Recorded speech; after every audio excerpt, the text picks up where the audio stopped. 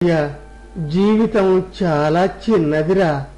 ఉన్నంతకాలం ఎవరికి ఏ హాని తలపెట్టకుండా సుఖంగా జీవించాలిరా.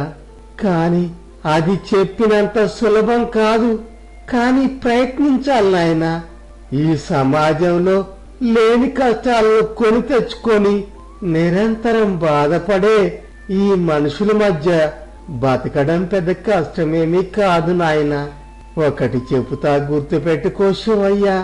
మనిషికి డబ్బు ఎక్కువైనా కష్టమే, డబ్బు లేకపోయినా కష్టమే, పక్కవాడు బాగుపడినా కష్టమే, తనను ఎవరూ గుర్తించకపోయినా కష్టమే. ఇలా చెప్పుకుంటూ పోతే అందరూ లేని కష్టాలు కొని తెచ్చుకొని ఇబ్బందులు పడేవాళ్లే నాయనా. శివయ్య, నువ్వు కొంచెం తెలివిగా ఉన్నావంటే వీళ్ల మధ్య బతకడం